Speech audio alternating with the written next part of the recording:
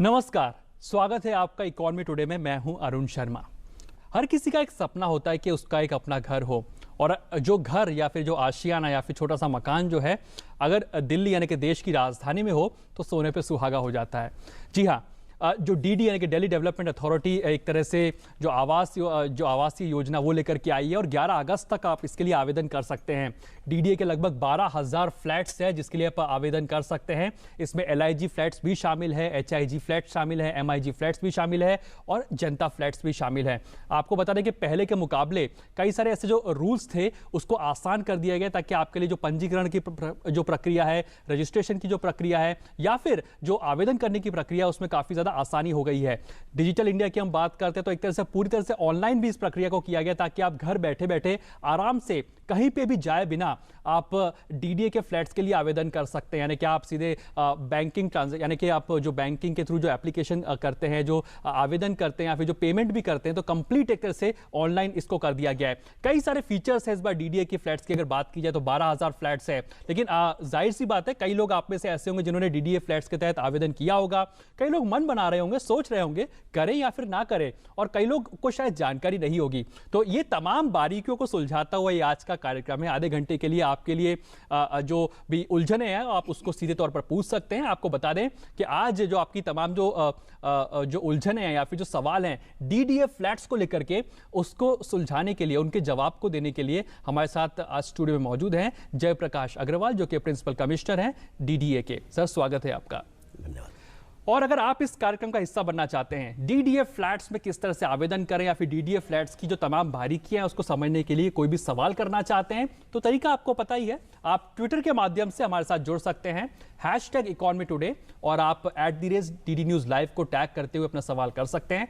अगर आप जीमेल के माध्यम से सवाल करना चाहते हैं तो economytoday.ddnews@gmail.com पर अपने सवाल कर सकते हैं, ताकि आपके सवाल हम तक सीधे तौर पर पहुंच सके और जयप्रकाश जी सीधे तौर पर आपके जो भी जहन में सवाल है उनको सुलझा सके। आपके सवाल जवाब का जो सिलसिला है उससे हम शुरू करेंगे, लेकिन सबसे पहले एक ओवरव्यू लेने की कोशिश करते हैं जयप्रकाश जी से। ये जो डीडीए जो फ्लैट्स एक तरह से आए हैं, 12,000 फ्लैट्स हैं, पहले तो समझना चाहेंगे कि इसके कुछ हाइलाइट्स अगर आप बता सकें, और किस तरह का रिस्पॉन्स अभी तक देखने को मिला है। देखिए, अपने गठन और संरचना के प्रारंभ से ही डीडीए का जो उद्देश्य था वह पूरे शहर को, दिल्ली शहर को एक प्लान्ड मैनर में डेवलप करने का रहा है। और प्लान्ड डेवलपमेंट का एक अहम हिस्सा है कि आम आदमी को, सभी को अफोर्डेबल हाउसिंग की व्यवस्था हो।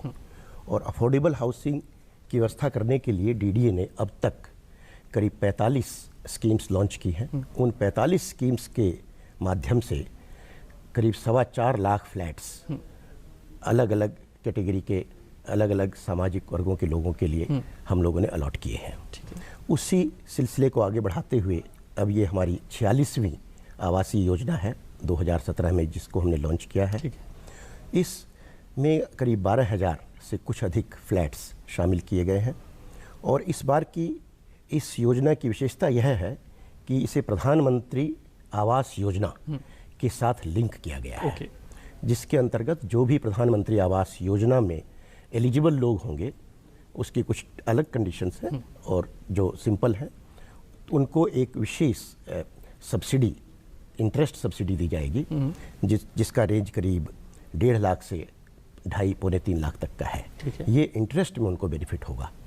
तो ये इस उद्देश्य के, क्योंकि हाउसिंग फॉर ऑल करना है, तो उसके लिए एक ये एडिशनल एडवांटेज इस बार जो अलॉटीज हैं उनको प्राप्त हो सकेगा। ठीक है, यानी आपने एक तरह से हाइलाइट्स बताया कि प्रधानमंत्री आवास योजना के तहत इसको एक तरह से लिंक किया गया है, ताकि जो हाउसिंग फॉर ऑल का सपना जो ये देश देख रहा है वो भी पूरा हो सके। लेकिन अब इस डीडीए फ्लैट की जो स्कीम है इसकी बात कर लेते हैं।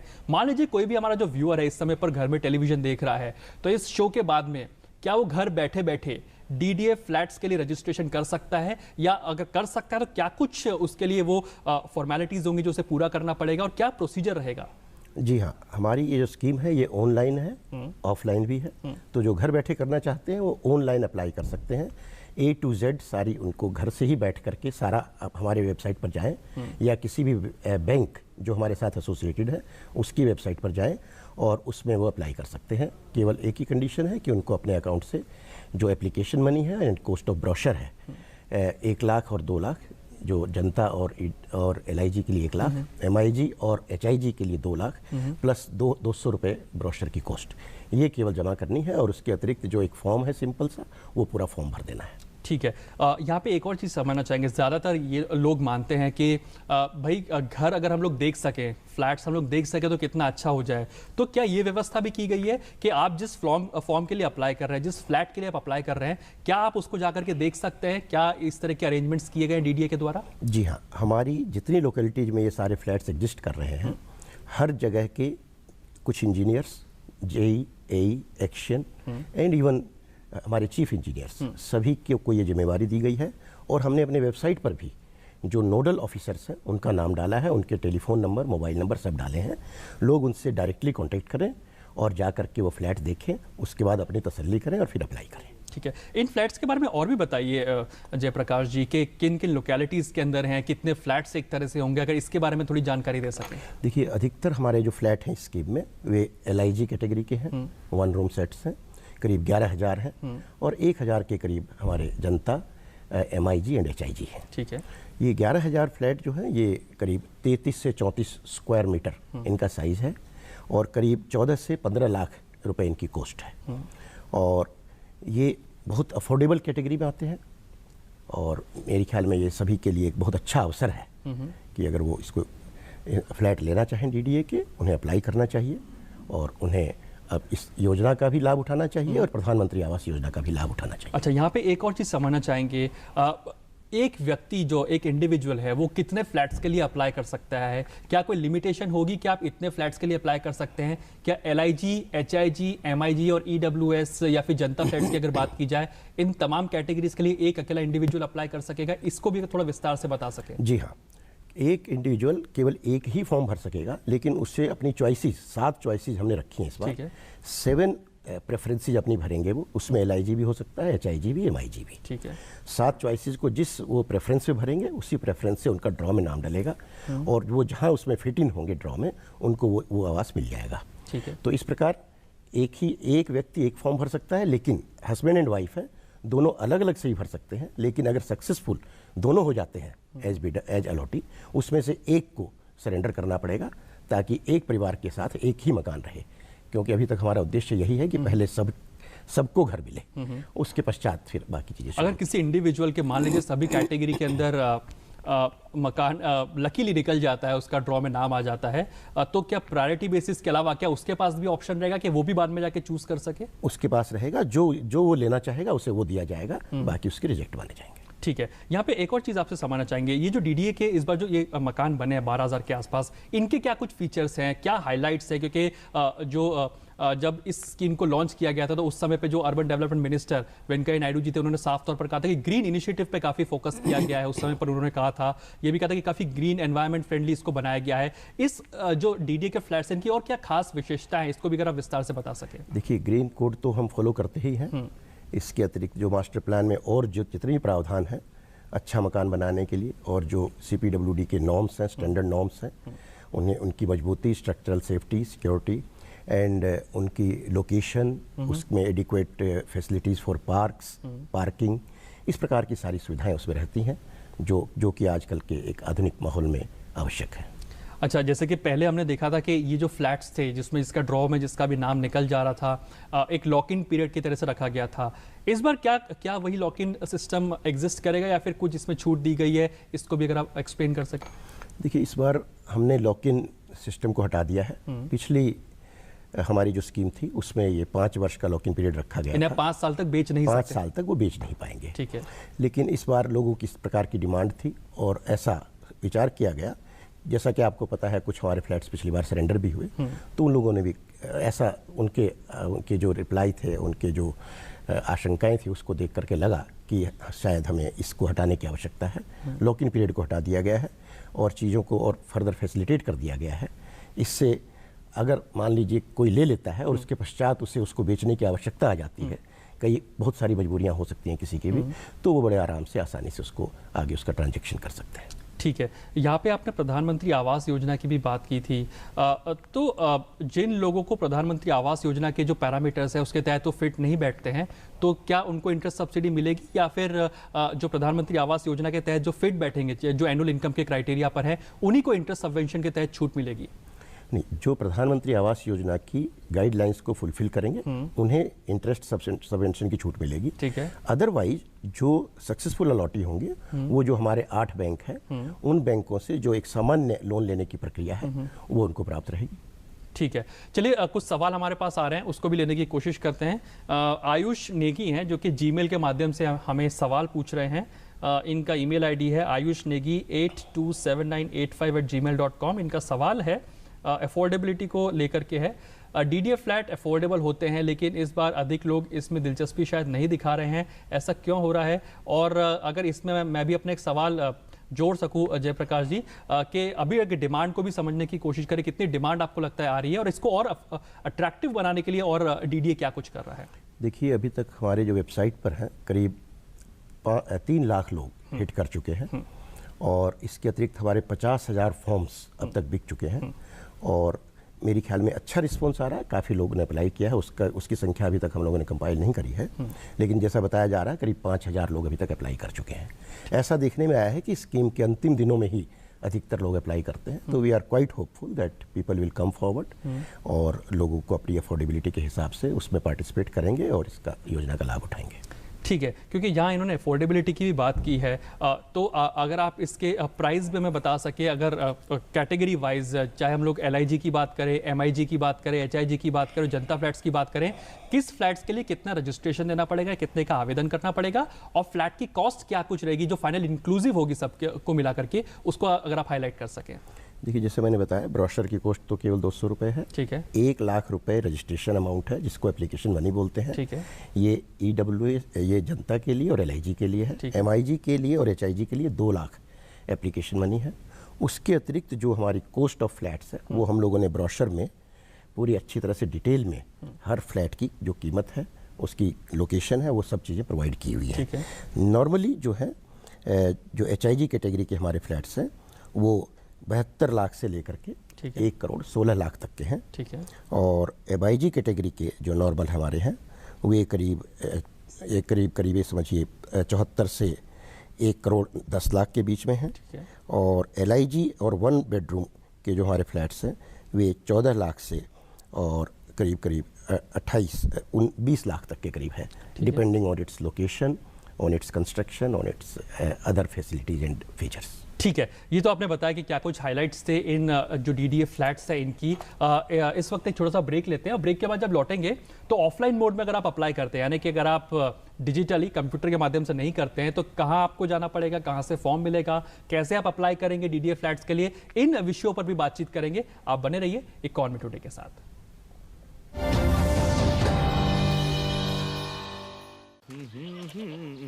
दरवाजा बंद, दरवाजा बंद, दरवाजा बंद। क्यों भाई साहब, कहाँ चले?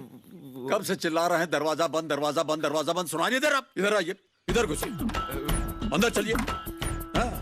अरे खुले में शौच जाइएगा तो बीमारी खुल के फैलेगी। दरवाजा बंद तो बीमारी बंद। ठीक कह रहे हैं ना? शौचालय का उपयोग कीजिए और भारत को स्वच्छ बनाइए। साबुन से हाथ धो लीजिएगा। प्रकाश कह रहा था पक्का घर बनाने के लिए सरकारी सहायता दिला देगा, बस कुछ सेवा करनी होगी। तुमने क्या कहा? ठेंगा दिखा दिया। प्रधानमंत्री आवास योजना ग्रामीण में लाभार्थी को अब सामाजिक आर्थिक जनगणना 2011 की लिस्ट से चुना जाता है, और ग्राम सभा में हम गाँव वालों ने ही तो तय किया है कि पात्र लाभार्थियों में सबसे जरूरतमंद कौन है। इसी आधार और क्रम से तैयार हो रही है साल 2022 तक की प्रतीक्षा सूची। इसलिए किसी की बातों में मत आना। प्रधानमंत्री आवास योजना ग्रामीण। दरवाजा बंद, दरवाजा बंद, दरवाजा बंद। क्यों भाई साहब, कहाँ चले? कब से चिल्ला रहे हैं दरवाजा बंद, दरवाजा बंद, दरवाजा बंद, सुनाई नहीं दे रहा? इधर आइए, इधर घुसिए, अंदर चलिए। हाँ? अरे खुले में शौच जाइएगा तो बीमारी खुल के फैलेगी। दरवाजा बंद तो बीमारी बंद। ठीक कह रहे हैं ना? शौचालय का उपयोग कीजिए और भारत को स्वच्छ बनाइए। साबुन से हाथ धो लीजिएगा। ये लो और बताओ। बस। अरे ये क्या भैया जी, बस इतनी सी रासायनिक खाद? किसानी छोड़ रहे हो क्या? किसानी नहीं, नादानी छोड़ रहे हैं। मिट्टी की जांच कराई है। अब तो लाला जी जितनी जरूरत है उतने ही उर्वरक खेत में डालेंगे। हाँ, किसान भाई आज ही अपने जिले की नजदीकी भूमि परीक्षण प्रयोगशाला में मिट्टी की जांच जरूर करवाएं और मिट्टी में पोषक तत्व, नमी व पौधे के विकास को देखते हुए केवल जरूरत के अनुसार ही पोषक तत्व डालें। और हाँ, मिट्टी में गंधक, जस्ता, बोरोन जैसे सूक्ष्म पोषक तत्वों का पता लगाना भी न भूलें। उर्वरक और जैविक खाद के सही उपयोग से भूमि का उपजाऊपन बनाए रखें, उत्पादकता बढ़ाएं, खर्चा घटाएं और बहुमूल्य विदेशी मुद्रा बचाने में भी सहयोग दें। और हाँ, धीमी गति से नाइट्रोजन उपलब्ध कराने वाले उर्वरकों जैसे नीम लेपित यूरिया को प्राथमिकता दें और यूरिया का पत्तों पर छिड़काव करें। अरे वाह, तू तो सचमुच समझदार हो गया रे। अधिक जानकारी के लिए संपर्क करें जिला कृषि अधिकारी या किसान कॉल सेंटर। स्वागत है आपका एक बार फिर से इकोनॉमी टुडे में, जहां हम अब बात कर रहे हैं डीडीए फ्लैट्स को लेकर के। 11 अगस्त आखिरी वो तारीख होगी जब आप आवेदन कर सकते हैं और नवंबर के आसपास इसका ड्रॉ निकलेगा। तब आपका जो किस्मत, आपकी जो किस्मत है उसमें अगर आपके नसीब में अगर घर लिखा हुआ है तो शायद वो ड्रॉ में नाम आ जाए और आपके पास भी आशियाना होगा। लेकिन डीडीए के फ्लैट्स को अप्लाई करने से पहले, आवेदन करने से पहले कई सारी चीज़ें आपके जहन में होंगी, कई सारे सवाल आपके जहन में होंगे। उसको जो उलझने आपकी हैं उसको सुलझाता हुआ आज का ये शो है। इस पर फोकस हम कर रहे हैं कि डीडीए फ्लैट्स के बारे में जो भी जानकारी आप प्राप्त करना चाहते हैं तो वो आप जानकारी प्राप्त कर सकते हैं। लेकिन इस चर्चा को आगे बढ़ाएं उससे पहले आज की जो बड़ी खबर है बिजनेस की और टॉप लाइंस में, उसको आज देख लेते हैं। एशियन डेवलपमेंट बैंक ने उम्मीद जताई है कि भारत 2017 में 7.4% की विकास दर हासिल कर सकता है। साथ ही ये अगले साल 7.6% रहने की संभावना है। एडीबी का मानना है कि सस्ता कच्चा तेल और निर्यात की बढ़ती मांग से एशियाई अर्थव्यवस्थाओं को मिल रही है मजबूती।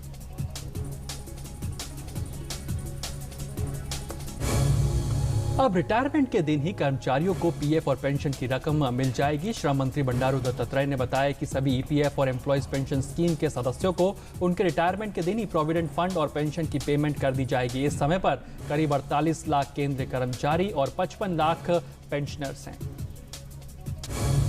और पेटीएम अब अपने प्लेटफॉर्म पर ट्रांजैक्शन करने पर कैशबैक के रूप में ग्राहकों को डिजिटल गोल्ड का ऑप्शन देगी। इस फीचर के तहत कस्टमर पेटीएम गोल्ड के तौर पर कैशबैक ले सकते हैं। पेटीएम ने कल से ही इस नए फीचर को लॉन्च किया है। आपको बता दें कि आप ₹1 में भी पेटीएम पर सोना खरीद सकते हैं।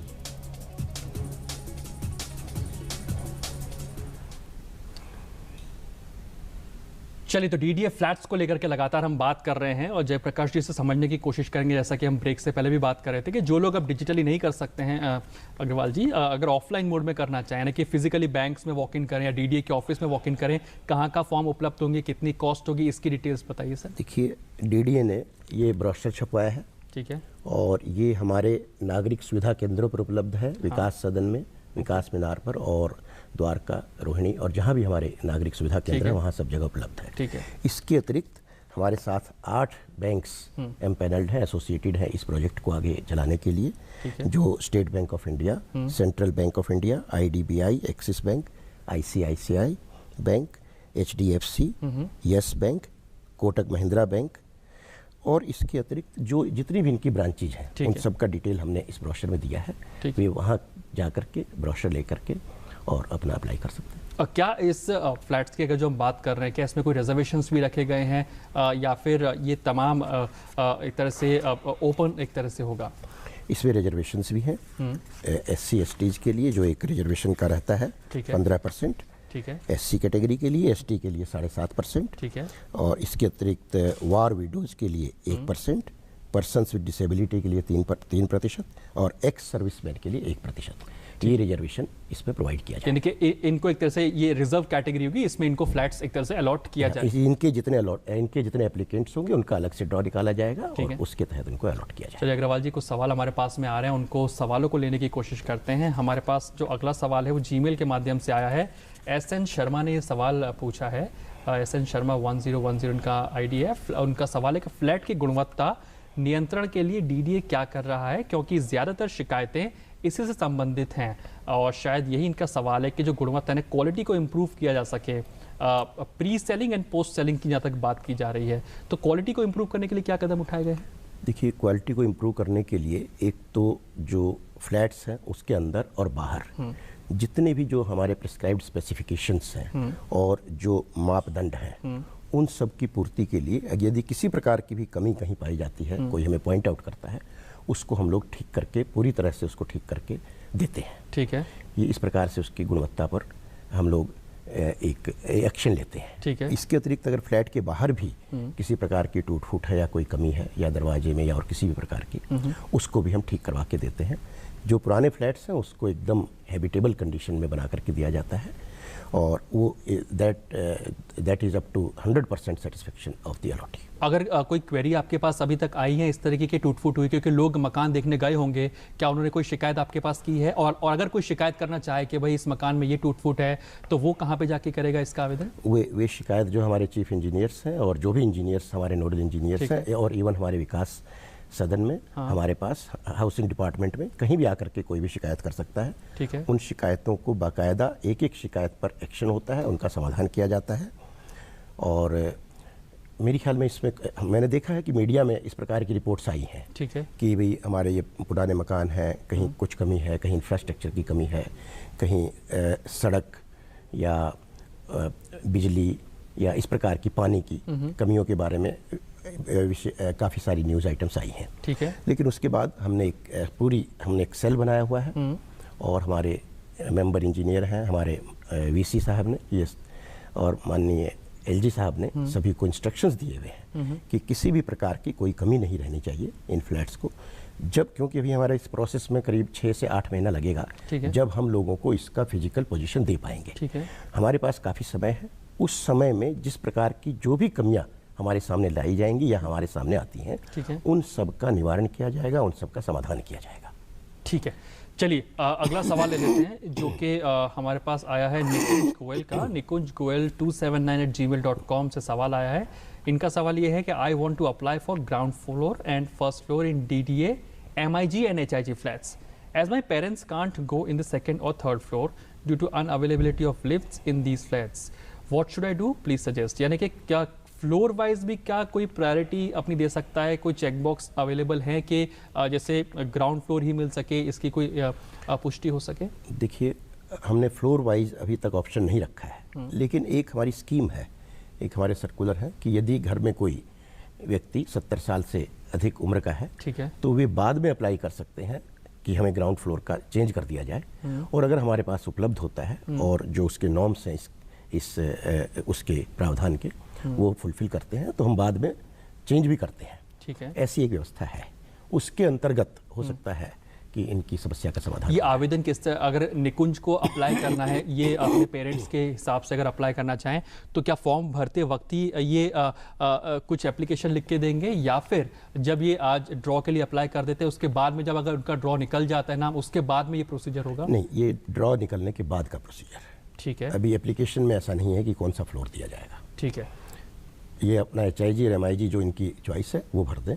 अगर इनको मिल जाता है तो पूरी संभावना है कि नीचे के ही मिले, आधी संभावना तो रहती है।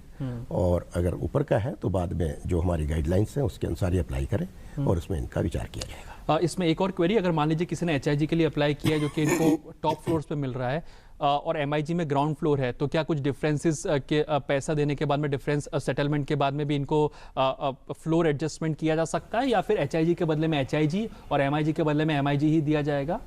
नहीं, इस प्रकार की कोई हमारी ऑफिशियल व्यवस्था नहीं है। ठीक है। लेकिन अगर आपस में अलॉटीज चेंज करना चाहें, ठीक है, तो उसके लिए they can come forward and as per the circulars, as per the guidelines, that can be considered. ठीक है, चलिए अगला सवाल लेते हैं। और अगला सवाल हमारे पास में अजय सिंह का आया है। अजय सिंह 9022@gmail.com के माध्यम से सवाल आया है। What are the documents needed to apply for DDA flats? इनका बड़ा ही बेसिक सवाल है, लेकिन काफ़ी इंपॉर्टेंट और महत्वपूर्ण सवाल है कि क्या क्या डॉक्यूमेंट्स की ज़रूरत होगी जब ये DDA फ्लैट्स के लिए अप्लाई करते हैं। तो देखिए, फिलहाल तो केवल एक एप्लीकेशन फॉर्म है 1 पेज का, उसी पर अप्लाई करना है। क्या कोई ID या एड्रेस प्रूफ या इस तरह की कोई? ये सब उन्हें जो भी उस फॉर्म में रिक्वायरमेंट है भरने की, वो सारी उनको भरनी है, लेकिन कोई डॉक्यूमेंट नहीं लगाना है। क्या केवल दिल्ली में रहने वाला व्यक्ति ही अप्लाई कर सकता है, या फिर NCR रीजन या फिर अदर देन दिल्ली भी अप्लाई कर सकते हैं, ऑल ओवर इंडिया अप्लाई कर सकते हैं? ये स्कीम पैन इंडिया है, कोई भी पूरे देश में का नागरिक कहीं भी से भी अप्लाई कर सकता है। चलिए ठीक है, यानी कि आप पूरे देश में कहीं भी रह रहे हैं इस समय पर तो आप डीडीए के फ्लैट्स के लिए अप्लाई कर सकते हैं और फिलहाल कोई ऐसे डॉक्यूमेंट्स की ज़्यादा ज़रूरत नहीं पड़ेगी। छोटा जी कंडीशन है कि उनका दिल्ली में कोई भी अपना दिल्ली में उनका या उनके परिवार के किसी सदस्य के नाम से पहले कोई फ्लैट या मकान ना हो, ये एक उसमें कंडीशन है। ये रिलेटिव्स आप कह रहे तो आप इमीडिएट रिलेटिव्स की बात, फैमिली मेंबर्स यानी कि husband wife father mother and dependent members, उनका नाम पे कोई घर नहीं होना चाहिए, तभी वो उसके लिए अप्लाई करने के लिए एलिजिबल अप्लाई कर सकते हैं। चलिए अगले कुछ सवाल है वो भी लेने की कोशिश करते हैं। ट्वीट के माध्यम से भी सवाल आया है, वो कह रहे हैं कि what is the eligibility criteria to apply for DDA flats. ठीक है, इसके साथ अगला एक और सवाल ले लेते हैं बैक टू बैक, जो कि एक और ट्वीट के माध्यम से आया है। रश्मि मेहता ये पूछ रही है इस समय पर कि क्या कुछ एलिजिबिलिटी क्राइटेरिया है, लेकिन अगला एक और ट्वीट भी ले लेते हैं। ये कह रहे हैं, सौरभ शर्मा का एक ट्वीट आया, वो कह रहे हैं कि who can apply for these flats, is there any boundation, यानी कि जो अभी हम बात कर रहे थे आई थिंक ज़्यादा क्वेरी इसको लेकर के भी आ रही है, एलिजिबिलिटी को लेकर के, या कौन कौन अप्लाई कर सकता है, कोई बाउंडेशन तो नहीं है इसके अंदर। अगर इसको भी आप थोड़ा विस्तार से क्लैरिफाई कर सकते हैं। मैंने बताया कि one should be citizen of India, ठीक है, ही शुड बी मेजर, 18 साल से बड़े हों, और उसके अतिरिक्त उनका कोई अपना कोई दूसरा मकान ना हो दिल्ली में, चाहे वो मकान हो, चाहे वो फ्लैट हो, या बिल्ट अप हाउस हो, या प्लॉट हो, वो उनका अपना नहीं होना चाहिए। ठीक है, और फैमिली मेंबर्स दूसरे जो हैं उनके पास भी नहीं होना चाहिए। इसके अतिरिक्त एक व्यक्ति एक ही एप्लीकेशन दे सकेगा। ठीक है, और उनका पैन अकाउंट नंबर होना चाहिए। ठीक है, उसको उसमें इंडिकेट करेंगे। और मेरी ख्याल मुख्य बात यही है ना कि देखा जाए तो हर कोई एक तरह से अप्लाई कर सकता है जिसका एक तरह से घर ना हो पहले से दिल्ली के अंदर। लेकिन अब चलते चलते समय बहुत कम रह गया है अग्रवाल साहब, इसको समझना चाहेंगे कि ड्रॉ आखिरकार कब तक निकल पाएगा, और ड्रॉ निकलने के बाद में कितने समय के अंदर अंदर फ्लैट आपको अलॉट हो जाएगा अगर आपका आप लकी रहते हैं तो, और अगर आप लकी नहीं रहते हैं तो आपका पैसा कितने दिन में रिफंड हो जाएगा? हमारा ये ड्रॉ जब हमारी स्कीम क्लोज होती है उसके 3 महीने के अंदर हम उस ड्रॉ को कंडक्ट करते हैं। ठीक है, जो अभी तक की जो हमारी डेट्स डिसाइडेड हैं उसके अनुसार नवंबर के 1st या 2nd वीक तक हमारा ये ड्रॉ निकल जाएगा। ठीक है, और उसके बाद हम लोग ड्रॉ निकलने के बाद demand and allotment letter issue करते हैं। ठीक है, जो करीब 15 दिन से 1 महीने के समय के बाद शुरू कर दी जाती है, और उसके इशू होने के बाद 90 दिन का समय दिया जाता है कि लोग अपनी पेमेंट्स कर दें। ठीक है, 90 दिन में वो पेमेंट कर दें। अगर 90 दिन तक नहीं कर पाते हैं तो विद इंटरेस्ट फर्दर 90 दिन का टाइम दिया जाता है। जब उनकी पेमेंट पूरी आ जाती है तो उनको पोजीशन हैंडओवर कर दिया जाता है। चलिए ठीक है, अग्रवाल साहब आप इस कार्यक्रम में आए और आपने डीडीए फ्लैट्स को लेकर के जो तमाम जो उलझने थी हमारे दर्शकों की उसको सुलझाया, आपका बहुत बहुत शुक्रिया। और आज इकोनॉमी टुडे के इस अंक में इतना ही, जहां पे हमने डीडीए फ्लैट्स को लेकर के बातचीत की। अगले सप्ताह फिर आपसे होगी मुलाकात, मुझे दीजिए इजाजत, नमस्कार।